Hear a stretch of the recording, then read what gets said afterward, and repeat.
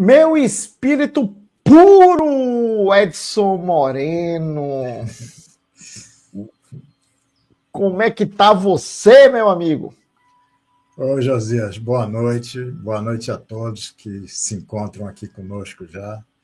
Eu estou bem, graças a Deus. Mais uma oportunidade de estarmos aqui falando da doutrina espírita, falando dos nossos amigos, aqueles mais próximos que nos acompanham, né? Hoje é o dia deles, daqueles que É, convivem mais aproximadamente conosco e que possa ser uma noite assim de esclarecimento, de boa conversa e contando aqui com a sua ajuda, que sempre é inestimável.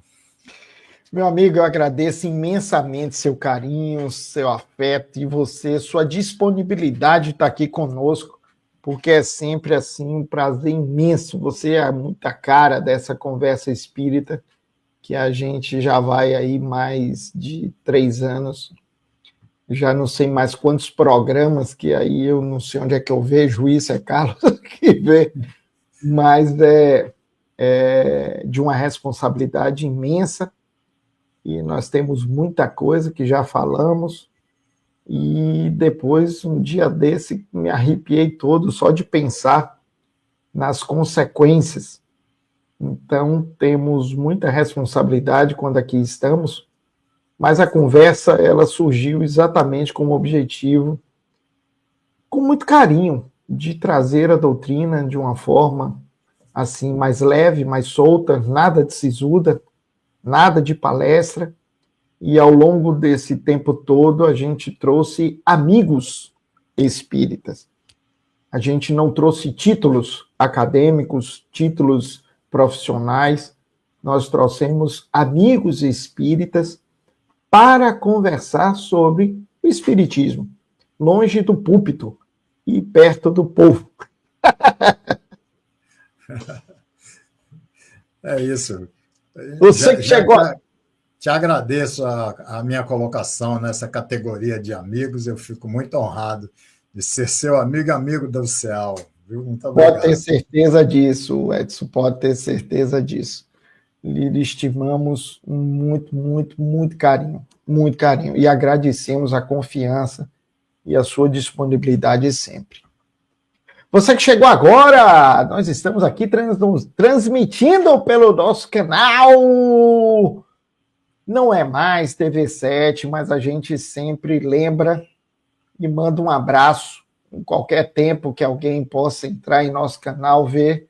Nosso agradecimento eterno ao grupo, aos amigos que foram da TV7, principalmente ao Christian, que nos deu a oportunidade de conhecer essa ferramenta, o StreamYard. E nós hoje, olha a ousadia, né? O bebê começou a criar perninha e hoje já estamos andando no nosso canal próprio, a CEAL andando com suas pernas. E aqui estamos, e com vocês aí, a tiracolo, que é a razão fundamental desse programa. Fundamental. Vamos nós agradecer a Deus a oportunidade de estarmos vivos. E o que é viver se não ter a grande lisonja? Como disse na terça-feira ontem um grande amigo espiritual, a oportunidade de sentirmos, agradecer a vida por vermos, tocarmos, sentir esse ar tocar em nós, ter a oportunidade de andar, falar, ouvir. São dádivas fenomenais. De modo que obrigado, Senhor, que temos essas condições e muitas vezes nem sequer nos tocamos por essas maravilhas. Quando me falta, por conta de um corte, o tato, é que nós percebemos. Quando nós nos machucamos o pé, a perna, é que percebemos o valor de amor. Quando um pequeno grão minúsculo cai em nossos olhos, é que percebemos o valor de enxergar. Portanto, meu Pai, te agradecemos imensamente pela dádiva deste corpo e pela oportunidade que ele nos dá de aqui viver. E aos bons espíritos agradecemos a amizade sincera e peço, uma vez mais, que inspire o nosso querido Edson a nos inspirar e que possamos sair daqui diferente do que chegamos. Hoje e sempre. Assim seja. Bom dia, Marinalva, Marinalva. Cadê Manuel Cheiroso? Manuel, esposo dela, fica cheiroso, Edson, fica no cheiro para assistir esse programa que eu não sei. Um beijo, Neide, Manel, Cláudio, Josidete, Alicinha do meu coração, adoro o pelourinho dessa Alicinha. Trabalha no nosso atendimento fraterno. Heleninha dos Santos, um beijo. Débora Maria Helena Sanches, danadinha. Obrigado a todos os espíritos puros que estão aqui conosco. Cacilda Brito, essa daí é mão de ferro, força e coragem, a nossa diretora administrativa financeira, não é pouca coisa, não. Esse espírito faz nó em pingo d'água. Maria Augusta Flora Rosa, Carmesita, meu anjo, saudade de você imensa. Dona Antonina, não perde um, Ave Maria do céu. Gente, não deixe de dar o joinha. É rapidinho, chega aí, toca, é fundamental. O tal do like de vocês, olha que até aprendi inglês. YouTube, Facebook, Instagram, estou cheio de língua enrolada. Poliglota, me tornei ao longo desse tempo todo. Mas, Edson, hoje o assunto é tranquilo. Porque só tem espírito puro aqui. Só tem espírito puro. Puramente endividado só tem eu aqui. Vai. Puramente endividado. Ao longo do tempo, Sérgio, a humanidade passou por diversas transformações. E nós empreendemos, quando aqui estamos, no nosso viver, na nossa, vamos dizer assim, na nossa romagem pela Terra, uma coisa chamada persona, um caractere, que nos define como seres humanos. E nos define na sociedade, e nos define dentro de casa, e nos define em qualquer lugar. Pois bem, ao longo desse tempo, eu, Josias, me comporto, muitas vezes, alterado. E um dia me tornei espírita, e aí aprendi que existe um ser que consegue assoprar através do pensamento, metaforicamente, informações.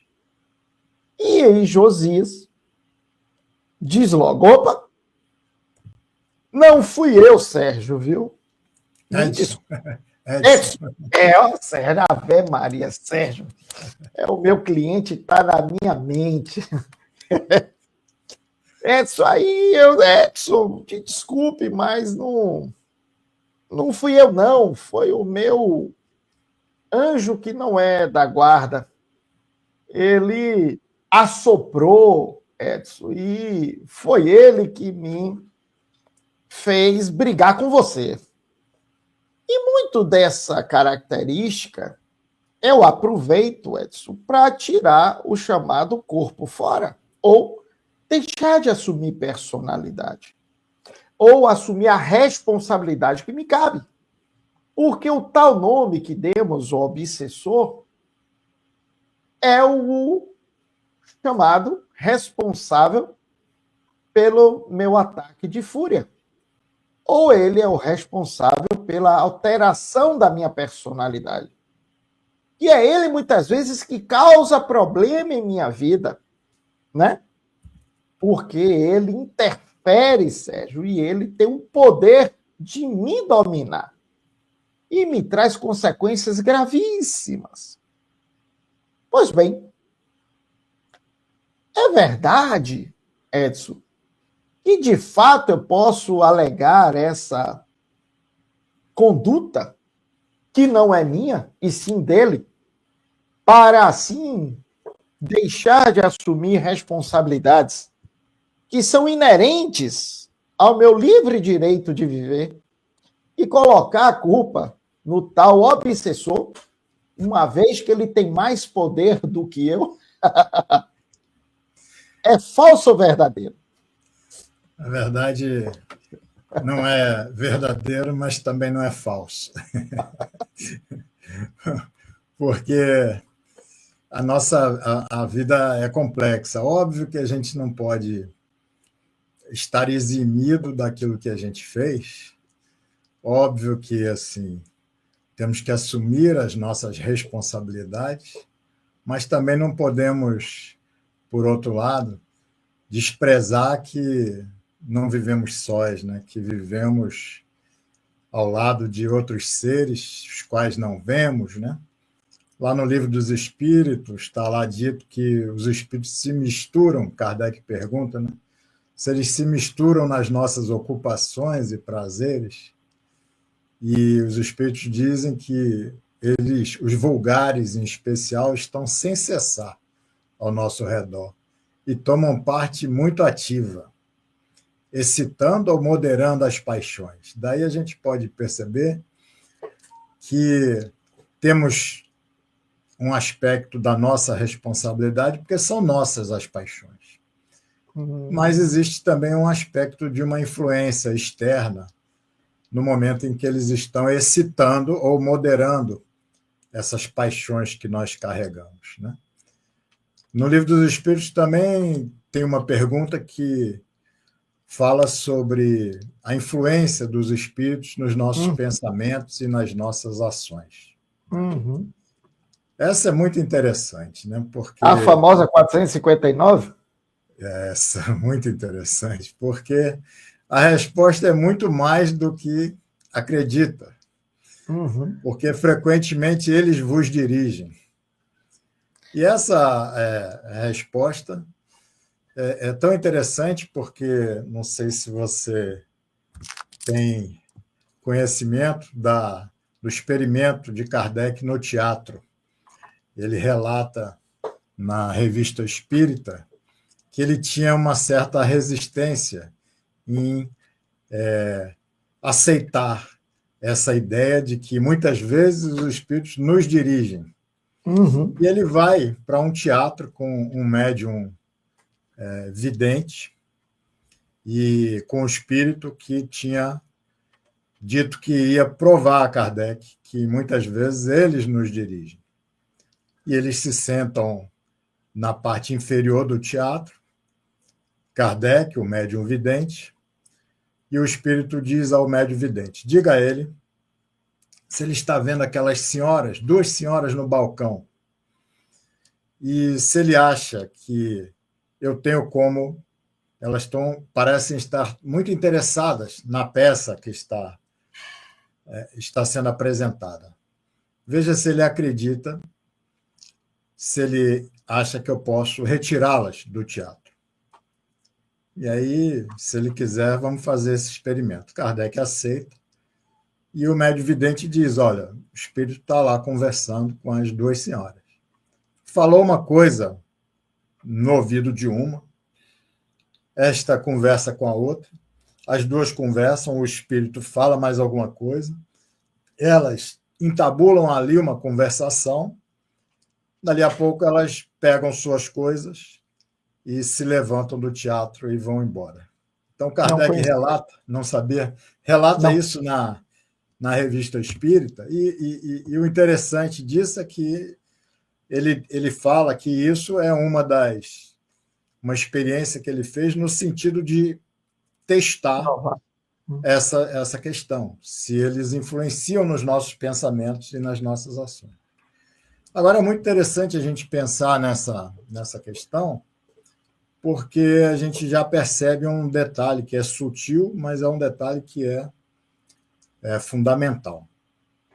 De que maneira que aqueles espíritos influenciaram? Eles não nos pegam pelo braço, eles não nos empurram, agarram e levam-nos à força para realizar as nossas ações. Sim. Eles nos influenciam pelo pensamento, eles nos aconselham, eles lançam um pensamento, lançam uma ideia que nós acolhemos, né? Então, muitas vezes, continua aí, dentro daquela questão inicial que você fez, a prova de que a responsabilidade é nossa, porque nós acolhemos aquele pensamento, nós acolhemos aquela ideia e nós damos seguimento àquela ideia. Emmanuel, até certa feita, não sei se Emmanuel ou André Luiz, vai falar que às vezes os espíritos nos aconselham para o mal, nos aconselham para o mal. Sim. Mas quando a gente aceita aquele aconselhamento, a responsabilidade passa a ser nossa. A mesma coisa se dá quando eles nos aconselham para o bem. O nosso anjo da guarda fala para a gente, vá no centro espírita, vai fazer um curso, vá no centro espírita, vai fazer um curso. E quando a gente aceita esse tipo de aconselhamento e vai lá e começa a trabalhar, começa a desenvolver, também o mérito é nosso, né? Então, a responsabilidade pelo mal é nossa e o mérito também pelo bem, pelos conselhos que nós aceitamos, né? Também é nossa, né? Então, isso Edson, esse assunto é de uma gravidade monumental, apesar da gente brincar no início, mas é de uma gravidade sem igual. Sem igual porque, dentro daquela minha citação inicial, eu digo que eu não tenho responsabilidade, porque muitas vezes nós não nos damos conta do que nós somos. E quando nós, que a maioria das vezes, eu aqui pareço um papagaio que repito, às vezes, talvez toda semana. Nós somos um advogado fenomenal de nós próprios. Nós conseguimos justificativas, quando desejamos, para os nossos intentos. Todas as justificativas, platônicas, socráticas, seja pitagóricas, nós conseguimos engendrar pensamentos fantásticos para justificar as nossas condutas, Edson. Então, moral da história.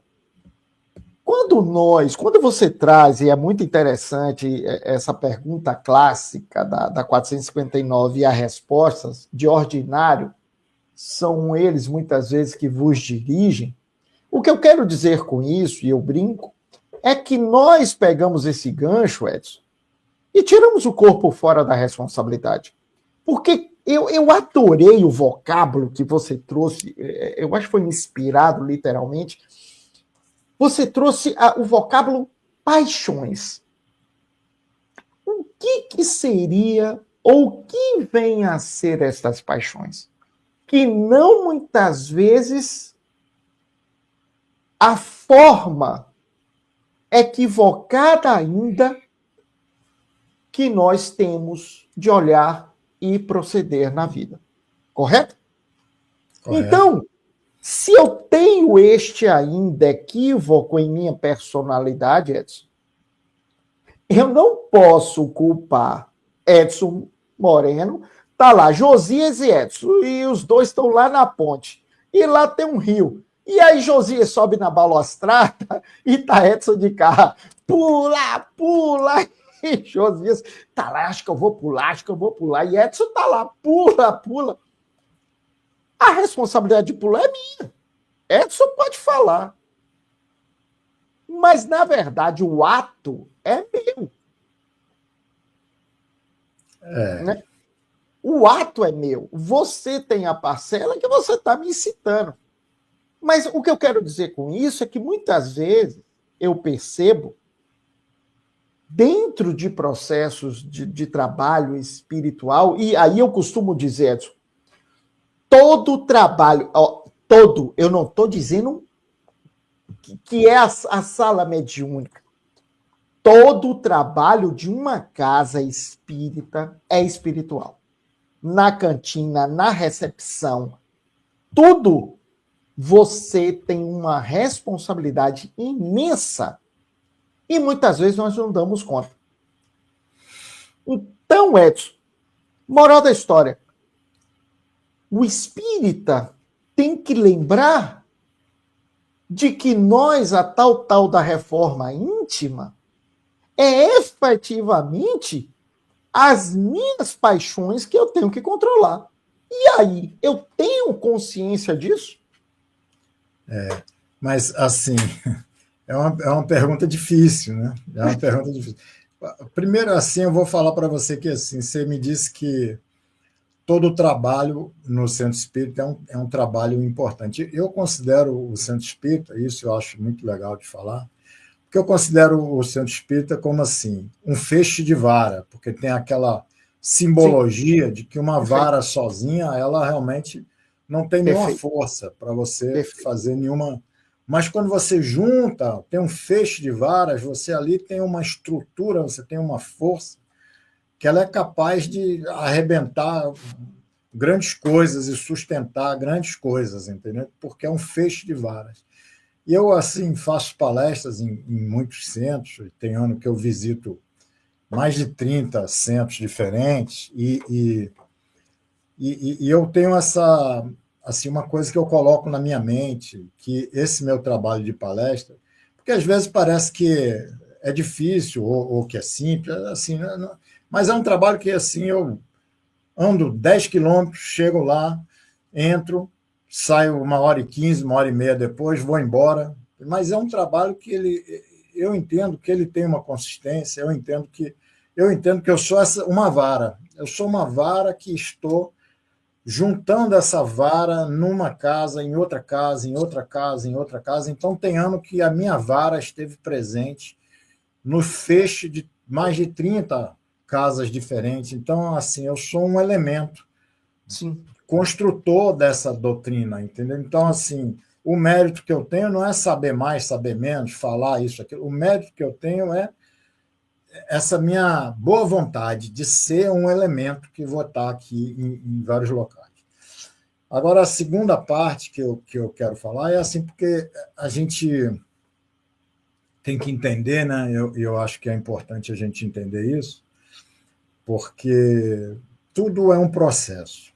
Né? É importante a gente entender que é um processo, porque tudo começa simples, é aquela lição da mostarda, né? Da semente da mostarda. Tudo começa simples, começa pequeno, e tudo vai ganhando corpo, vai ganhando estrutura, e assim também nos processos obsessivos. Os processos obsessivos também são dessa forma. Eles são simples, uma obsessão simples é aquela obsessão em que realmente você está no controle. Você foi simplesmente influenciado. Você sofreu uma influência, mas essa influência não tem a capacidade, né, de alterar ali as suas faculdades mentais, não tem a capacidade de te modificar. É uma influência que você pode, com o mínimo de consciência, você, poxa, o que eu fiz? Você toma logo consciência daquilo que você fez. Sim. E você, às vezes, você deveria, nesse momento que toma consciência, você ir lá e falar, me desculpa aqui, agi mal, mas às vezes você não faz isso. Você, um espírito, foi o espírito, não vou nem pedir desculpa porque não fui eu, foi o espírito. Mas o problema é que é um processo, né? Então, tudo começa devagar, vai ali devagar, de modo insidioso ali, né? Traiçoeiro, né? E vai. E isso vai, a gente vai achando que isso é normal, que isso é simples, né? Algum espírito tentando ali impor lá a vontade dele, né? E ele vai minando a nossa resistência porque a gente vai aceitando aquilo, né? A gente vai aceitando apesar de que a gente permanece ali no nosso pleno uso das nossas faculdades, né? Sim. E reconhecendo, às vezes, os equívocos que a gente comete, né? Mas, como eu falei, então, nesse ponto, é errado a gente tentar passar para o espírito e sem assumir a nossa... Porque se a gente não assume a responsabilidade, a gente vai se manter nesse processo. Mas esse processo ele tem continuidade. Ele vai crescendo, ele vai aumentando, ele vai tomando proporções maiores, né? Então, aquele impulso que a gente tem consciência, mas com o tempo esse processo vai crescendo e deixa de ser uma simples influência. E aí a gente vai, né, se progredir desse processo, a gente vai se colocar numa condição de não mais influenciado, mas convencido de que aqueles absurdos, né, que a o gente... fascinado. Hein? É o fascinado. Fascinado. Então, o processo. É importante a gente ter essa consciência, né, de que as coisas não são... Elas sempre caminham para algum lugar, elas não são paradas, né? Não são imediatas. Não se colocam de forma imediata e também não estão estanques, elas não estão aqui, elas estão sempre num crescente. Perfeito. Mas é importante a direção, para que lado que está ocorrendo esse crescente, para que lado que eu estou caminhando, né? Porque se eu for permitir esse tipo de obsessão simples, eu vou caminhar para uma fascinação, depois eu vou caminhar para uma subjugação. Então, é muito importante a gente conversar de obsessão, mas a gente conversar de consciência de para que lado, para onde nós estamos caminhando, qual é a nossa postura, o que nós estamos fazendo, né? Qual é a nossa atitude frente às dificuldades que surgem, né? Porque quais são os riscos, quais são as dificuldades que a gente corre. Aí a gente já entra naquela ideia, né? Quais são as dificuldades que a gente carrega no nosso íntimo? O que está nos trazendo esse tipo de sintonia espiritual? Será que eu estou carregando comigo, né? Quais são as portas abertas que a gente carrega para vivenciar um processo obsessivo, né? Edson, me permita para você continuar com esse ponto. Quais os comportamentos que eu tenho da minha personalidade que merecem atenção? Digamos, eu sou uma pessoa irritada. Digamos que eu sou uma pessoa mais acelerada, não é? Então, Sim. esse comportamento, o que eu tenho que perceber e as consequências que isso leva? É isso, né? Então, a gente precisa fazer essa análise, né? Essas portas, quais são as portas abertas que nós caminhamos para sofrer esse tipo de influência? Será que eu carrego algum ódio comigo? Algum ódio que eu não consigo me libertar? Será que eu carrego também algum amor que seja exagerado, que assim eu enxergue esse amor como toda a minha existência? Sem esse amor, minha vida não tem sentido, né? Será que eu tenho uma tendência a uma dominação? Tudo tem que ser do meu jeito, somente eu que tenho que decidir, né? Será que eu tenho, né, essa tendência a perpetrar abusos da força, né? Não, mas eu sou assim mesmo.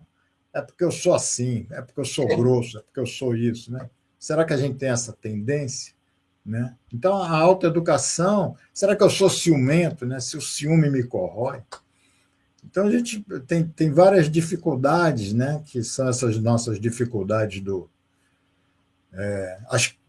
agora a gente vivencia uma dessas portas abertas à obsessão, que é talvez a maior delas, né?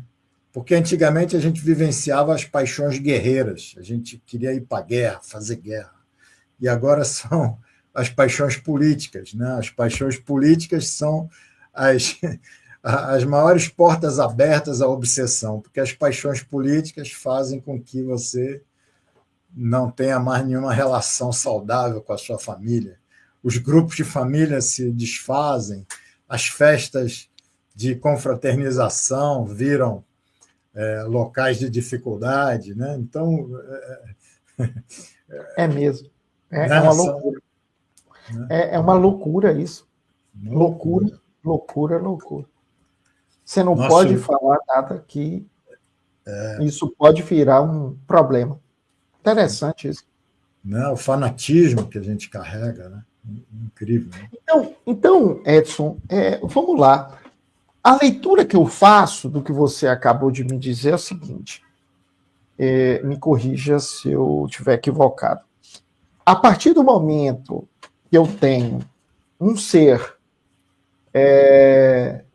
que não vive ao lado, não, mas que pode aparecer vez ou outra ao meu lado.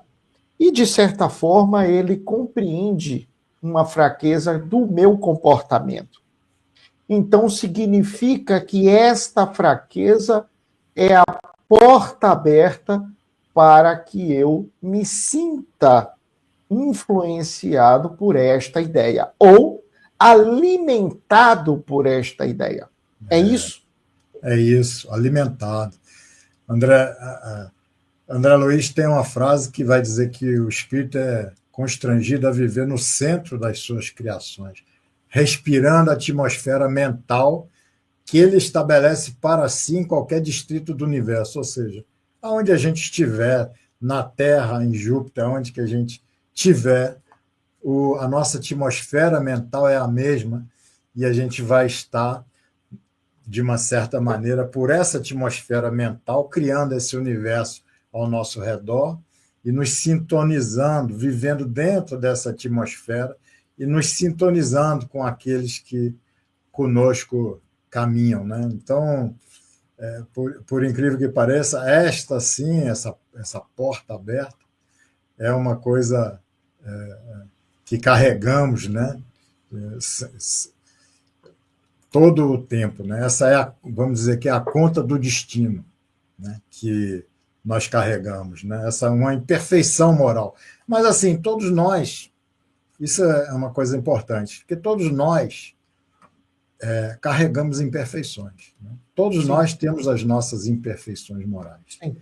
Então, e é essa imperfeição moral que vai, de uma certa maneira, ser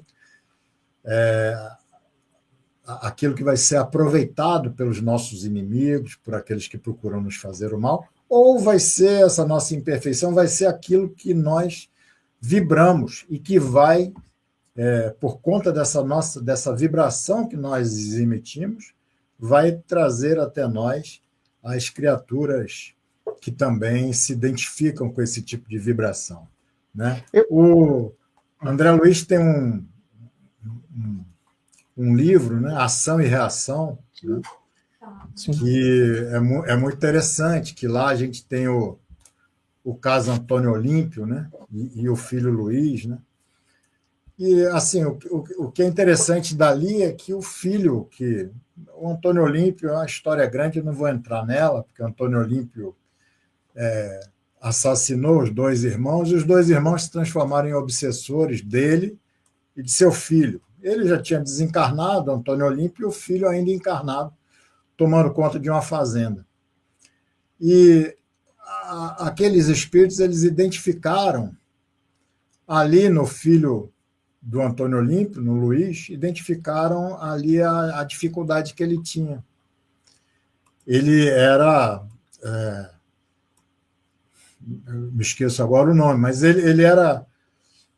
só pensava em dinheiro, em dinheiro, em dinheiro. Então, ele tinha aquele tipo de... Aquela ânsia. Hã? Aquela ânsia material. Aquela ganância do dinheiro. Só pensava nisso. E aqueles obsessores, eles disseram, e ali um diálogo entre Silas e Leonel, que é o obsessor. Silas é o orientador do livro. Ele vai dizer que todos nós, que eles tinham estudado na escola de vingadores, ou seja, existia uma escola lá no plano espiritual para que ensinar os obsessores a se vingarem daqueles seus desafetos. Uhum. E ele ia dizer que todos nós temos um reflexo dominante. O que é isso? Ele dizia que todos nós temos uma imperfeição que é aquela que nos caracteriza, é aquela principal que nós portamos. E no caso ali do Luiz, esse apego ao dinheiro, tudo isso era aquela imperfeição, aquele reflexo dominante nele. E para excitar esse tipo de condição nele, para que ele não se libertasse disso, para que isso se transformasse num problema ainda maior, os espíritos levavam vários outros espíritos em uma condição triste para serem colocados ali na fazenda dele, na casa dele, para que eles pudessem emitir aquela vibração, excitando, aumentando, intensificando aquela vibração daquele o qual eles queriam se vingar. Né? Então, aí você pergunta,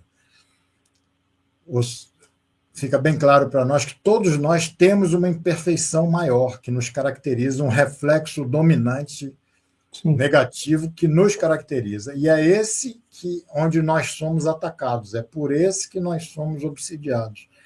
E é esse que nós devemos ter a maior atenção possível e a maior preocupação e tentar trabalhá-lo da melhor maneira que seja possível. Sim, foi muito bem lembrado, porque até quando eu digo e ressalto aqui essas paixões, não significa que eu estou pregando angelitude, mas quando nós não nos damos conta dos nossos caracteres e tecemos a análise de nós mesmos como espíritos puros, é aí que eu digo, Edson, que a coisa muitas vezes se complica. Porque muitas vezes somos o paladino da moralidade, o paladino da verdade, né? A verdade está comigo, a última palavra é a minha e tal. E eu não me dou conta de que muitas vezes não é bem assim. Não é bem assim. Dentro desse processo, Dona Antonina diz, como impacta o obsessor com o espírito guardião? Deve ser, como é que fica o obsessor se nós temos um bom amigo que nos aconselha? Como é que fica essa relação, Edson?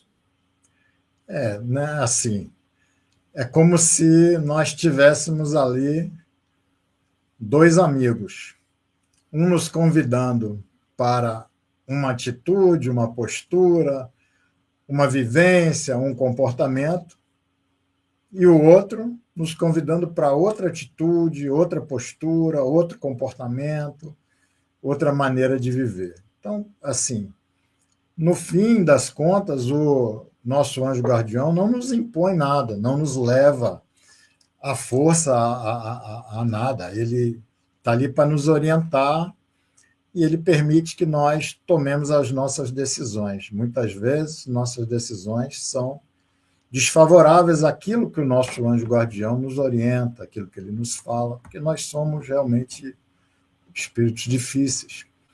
Ou, talvez, porque a nossa evolução, o nosso progresso espiritual ainda nos leva a vivenciar essas questões, essas dificuldades. A gente pode ver que na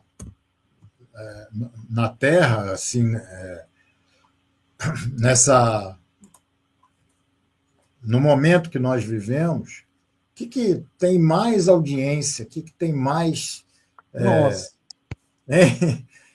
A gente vai ver que os filmes de conteúdo explícito, eles são muito vistos, são muito alimentados, as pessoas ganham muito dinheiro e são muito... A gente vê que aqueles jogos de entretenimento violentos são altamente lucrativos e tomam conta de toda a sociedade, o interesse é enorme. A gente vai ver que as notícias também, quanto mais pessimistas, quanto mais sanguinárias ou quanto mais desequilibrantes, mais interessam. Então, assim, nós ainda nos colocamos num patamar evolutivo que nos leva a vivenciar esses aspectos. Dizia Platão, a face escura da alma, a face escura do ser. Né? Nós ainda encaramos ainda, ou estagiamos ainda muito próximos dessa face escura da alma, dessa face escura do ser. E, como dizia Jung, da sombra psicológica que nos caracteriza, ela ainda nos atrai sobremaneira, a nossa sombra psicológica. E é só... Mas como é que a gente vai se libertar disso? Só a gente aprendendo a nos conhecer. Conhecer, inclusive, essa sombra, qual seja. As minhas escolhas, né? Eu tenho as minhas escolhas, né? Eu posso não assistir aquele derramamento de sangue. Exatamente, exatamente. Nós temos, como espíritos, eu acho que nós temos a obrigação de não dar audiência a essas coisas violentas, a essas brigas, a essas coisas assim que são incompatíveis com o padrão de uma... Mas, assim, mas também não sou de apontar dedo e dizer, você é espírita, você não faz. Não, nós também somos livres para experimentar, ver tudo que a gente nos tudo interessa. Tudo é lícito e cada um escolhe o que lhe convém, não é isso? Exatamente. Aqui, Eliana, se você estiver sempre pensando no bem, fazendo bem, dificulta o acesso do espírito obsessor? Excelente, né? Essa pergunta, né? Excelente, porque assim, eu tenho assim, um quadro que eu costumo usar de terapia desobsessiva, porque quando a gente fala de obsessor, a gente fala de desobsessão. Mas a terapia desobsessiva, ela é um processo que muitas vezes ela tem que atender a 3 tipos lá, o clínico, o espírita e o familiar, né? Então, tem que, às vezes, indicar o médico, o psicólogo, tem que estar também com o centro espírita, no grupo mediúnico, tem que também os parentes apoiar. Mas eu gosto muito de falar sobre desobsessão, bem dentro disso que a Eliane falou, que é uma terapia desobsessiva que é fundamental, que eu chamo de laborterapia.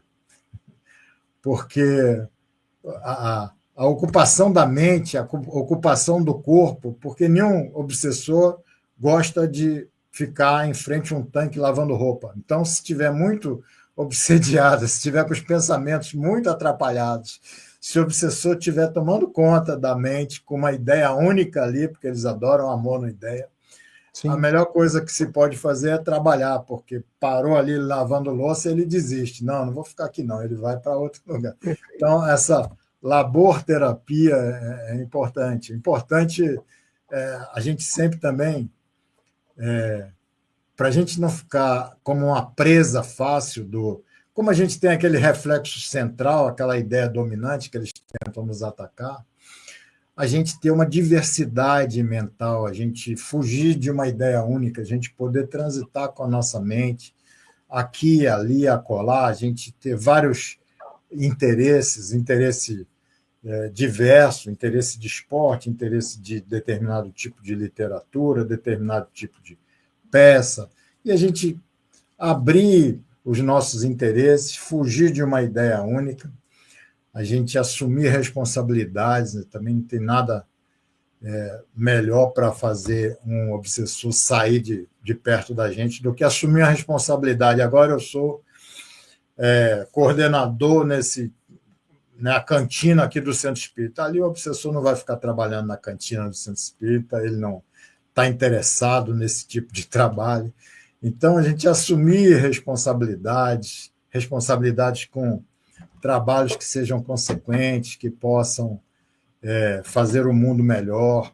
E é interessante que a gente, ao mesmo tempo que a gente tem esse reflexo dominante, uma imperfeição que nos caracteriza, todos nós também temos algum tipo de interesse, algum tipo de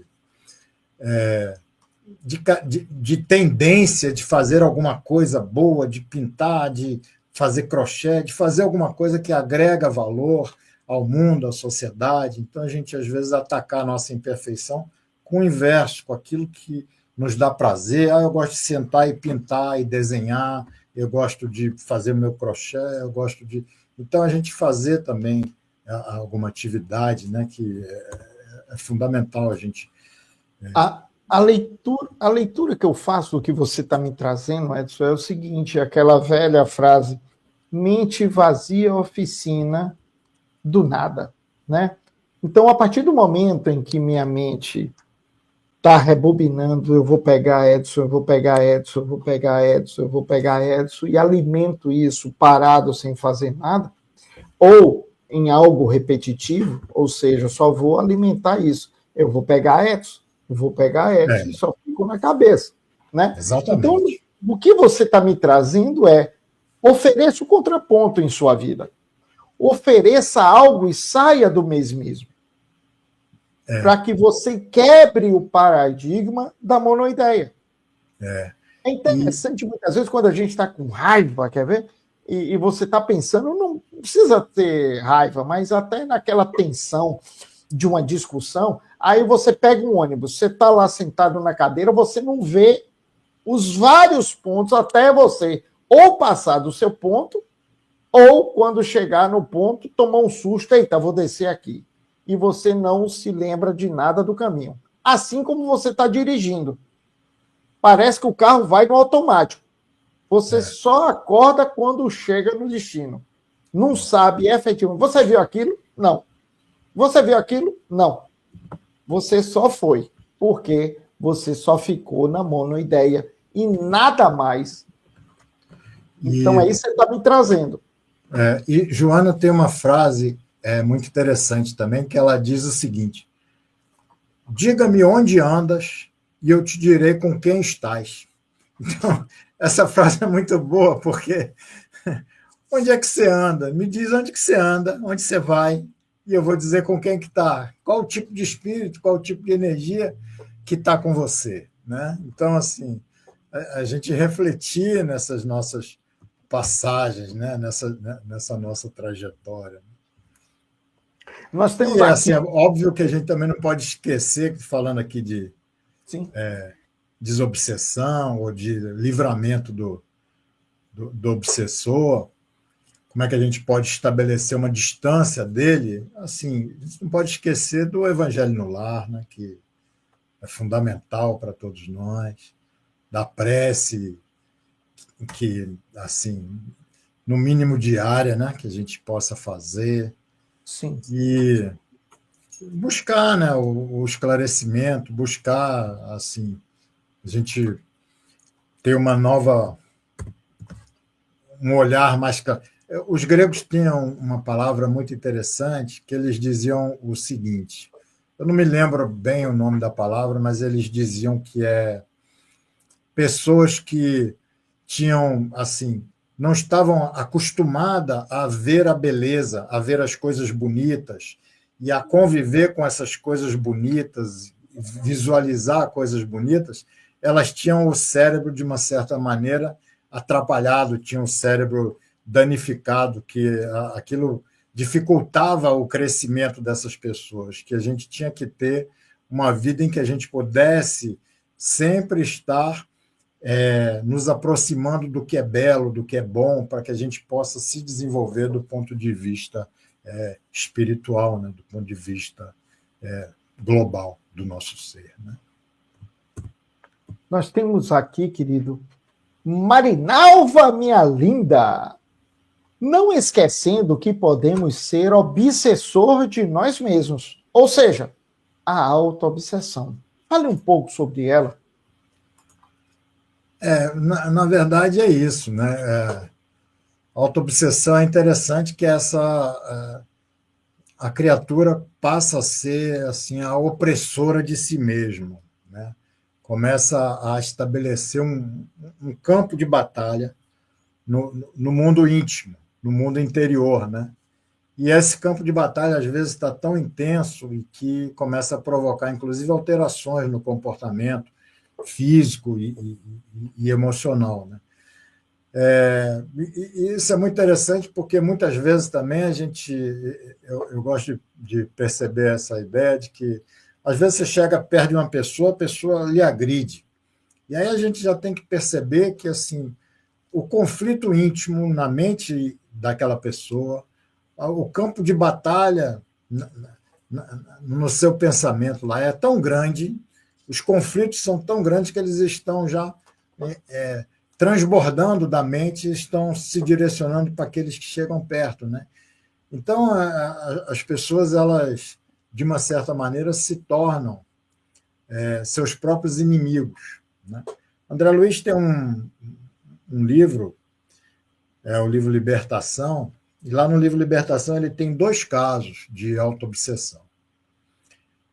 Tem um de um investigador de polícia, que ele tinha uma maneira de ser, de sempre humilhar e ferir lá as pessoas, e aquilo não dizia nada para ele, ele conseguiu ali manter ali aquele remorso ali à distância dele, mas com aquela maneira ali dura de agir, ele atraiu muitas companhias, entidades ali de péssimo comportamento que ainda aumentaram as dificuldades mentais dele. Mas ele mesmo assim, ele conseguia levar a existência dele. Quando ele chega lá na terceira idade, é como se um enfraquecimento físico vai abrir uma brecha nele lá e todo aquele domínio que ele conseguia ter vai se demolir lá, toda aquela trincheira em que ele se colocava, vai se demolir e começa, então, ele a ter o sistema nervoso, o fígado, caminhando lá para a cirrose, e André Luiz vai dizer disso, que na verdade era um processo íntimo, era um processo dele mesmo, era uma autoobsessão, ele se maltratando por conta daquilo que ele fazia. E um outro caso que André Luiz coloca como autoobsessão, apesar da pessoa que estava nesse processo de autoobsessão já ser um espírito desencarnado, é um processo de um escritor desencarnado, um escritor que apareceu para conversar com André Luiz e que ele via monstros e via criaturas que o atacavam e tudo isso, e o orientador do livro vai dizer para André Luiz, o Gúbio, vai dizer, não, o processo que ele vive são criações que ele mesmo produz, por conta de quando o escritor ter criado todos esses personagens e ter produzido mal a tantas pessoas, né? Então, o processo de a gente tem que amar ao próximo como a si mesmo, né? Então, a gente também tem que saber se perdoar, a gente tem que saber também se cuidar, saber cuidar do nosso comportamento, né? De uma certa maneira. Na esteira disso, Edson, que você trouxe aí de se cuidar,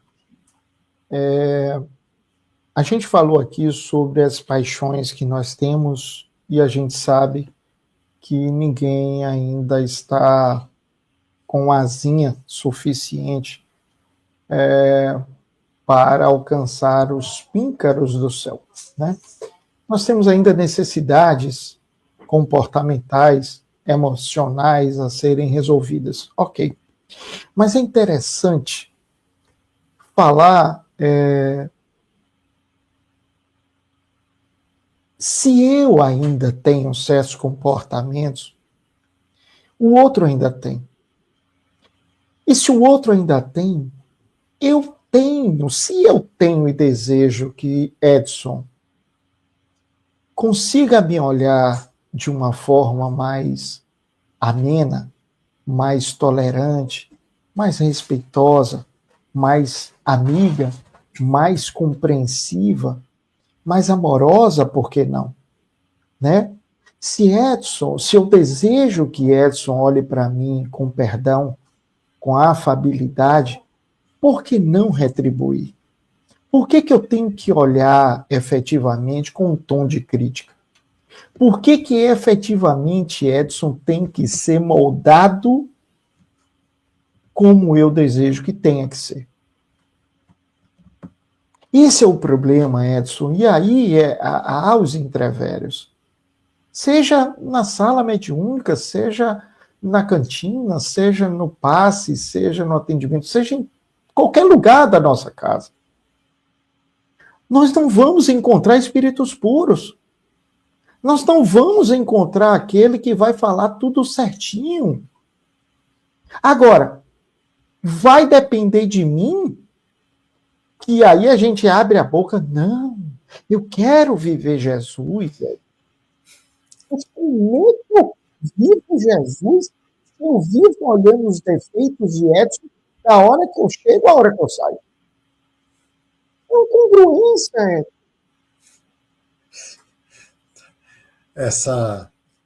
A vivência o evangelho é lindo, né? As propostas são maravilhosas e aparece até simples. Eu vi uma vez, Emmanuel disse que o evangelho parece simples, mas é de uma aplicação profunda, Duro que demais. não é fácil, né? É duro. Então, na primeira vista, todas essas propostas são simples, são fáceis, e até dentro do centro espírita, quando a gente está lá sentado com todo mundo, numa discussão, a gente até respira mais devagar e a gente fica mais suave, mas quando a gente sai, que a gente está num ambiente natural, quando a gente está no grupo da família, quando a gente está no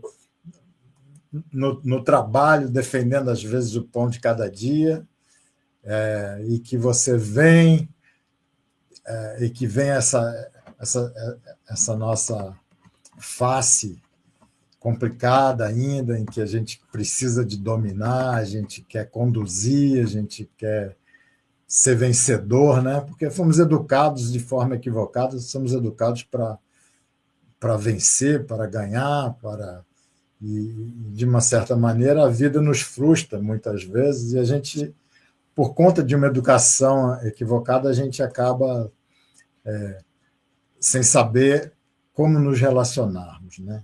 Então, Jesus dizia que a gente deve ser um, né? E isso é muito importante, a gente ser a mesma pessoa.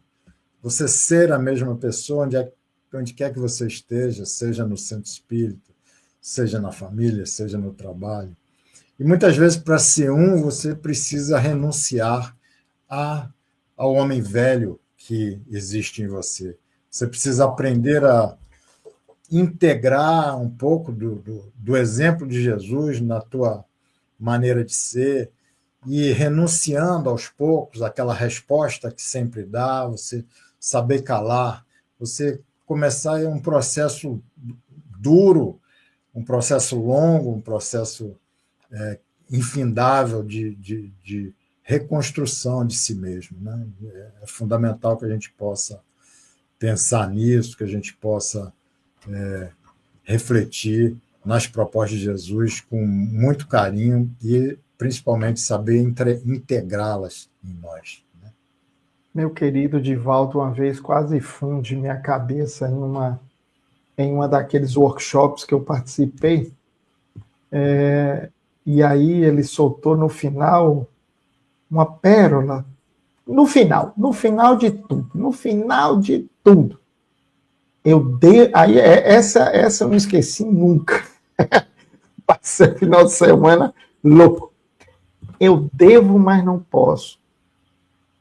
Eu posso, mas não devo. Cara, e aí eu ficava pensando o comportamento de Josias em determinados momentos. Poxa, eu tenho que falar aquilo, eu devo falar, mas não posso. Eu posso falar, mas não devo. E qual é o momento certo disso? Então, eu passei a meditar e ver se realmente era necessário certos comportamentos. Por mais que eu devesse. Mas tinha momentos que eu não podia. E às vezes tem momentos que eu posso, mas eu não devo. E isso evita muitos males. Porque a própria vida se encarrega de muita coisa. E não serei eu o guardião, o emissário direto de Deus.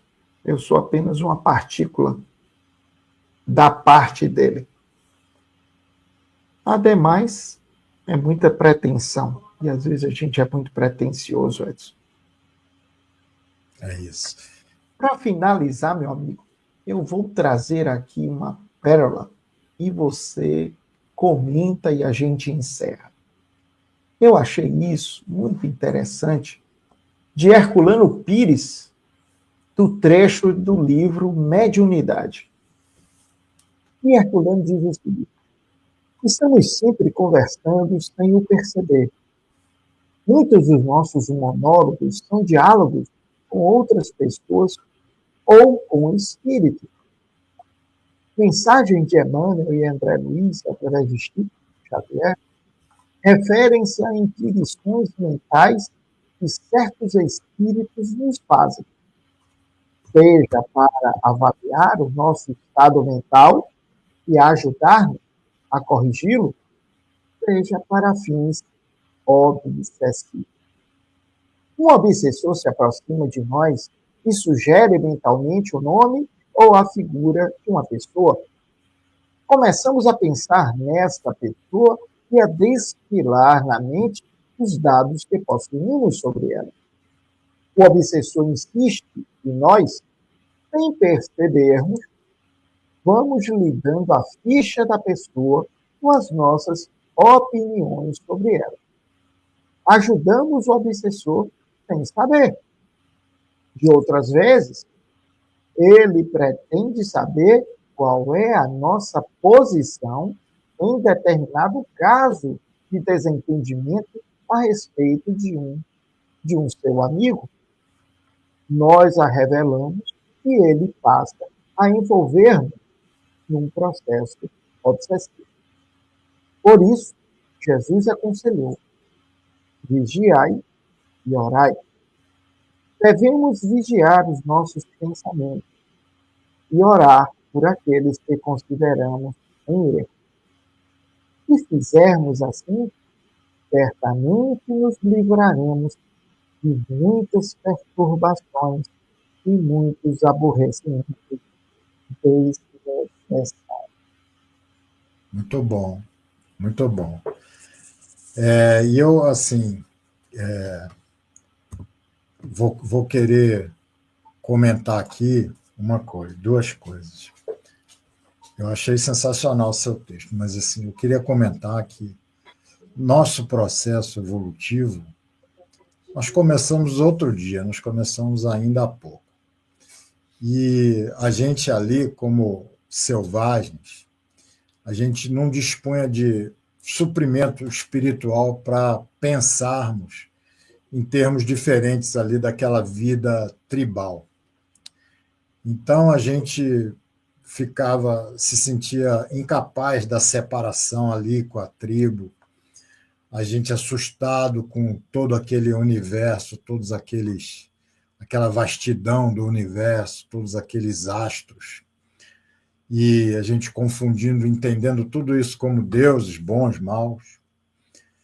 E a gente começa ali, a partir de nossa desencarnação, incapaz da separação ali daquele grupo, a gente começa ali tímido ali aos pés do grupo, passando a viver ali no grupo em processos diversos ali de simbiose, nos alimentando ali, uma vez já em espíritos, mas nos alimentando ali em conjunto com aqueles encarnados daquela tribo, da qual a gente não conseguia se afastar, porque nos faltava suprimento espiritual para que a gente pudesse seguir a um mundo mais elevado.